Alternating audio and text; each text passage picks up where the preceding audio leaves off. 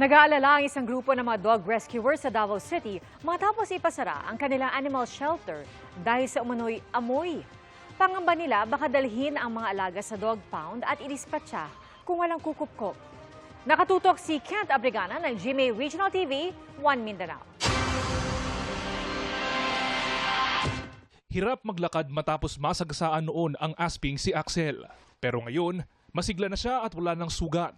Mas malaya rin siyang nakakakilos gamit ang isang tila wheelchair. Si Axel isa lang sa daan-daang asong nabigyan ng ikalawang pagkakataon sa buhay patapos ma-rescue ng Happy Animals Club sa Davao City. Mag-rehabilitate, magtambal mi sa ila, magpakaon og daghan.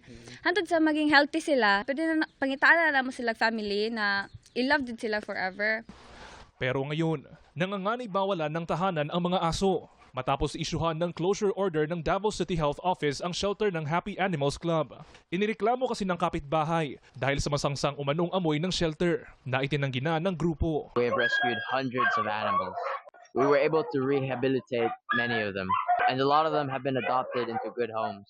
Dahil ikinandado na ang gate ng nasabing animal shelter, limitado na ang galaw ng grupo. Sir, bawal ni mag-rescue. Kana number pinakasakit na part dila na may pwede maka-rescue. Karon kay grabe daghan jud kay mag-rescue request. And dili pud may makapangitag family, di may ka adoptions. Sinubukang kunan ng pahayag ng GMA Regional TV 1 Mindanao ang complainant pero nakakandado pa ang bahay nito. Sabi naman ng iba pang kapitbahay, sometimes na yung amoy samot nagkanang ting-ulan or init. sinubukan din namin kunan ng pahayag ang OIC ng City Health Office. Wala sa ko'y comment kay mga kanus akata makahatag sa basig ugma or unyang hapon later mangita magbulat pa ko sa kwan. Pero so far, may mga meetings na ba ito, sir? Yeah. Nangangamba tuloy ngayon ang shelter para sa mga inaalaga ang aso sakaling dalhin na sa dog impound ng lungsod.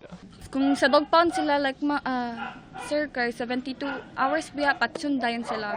Kung dili nimo sila maklaim tanan, patsun sa dito kung malapas og 72 hours. Sinubukan din naming hingan ng pahayag pero tumangging magbigay ang City Veterinary Office.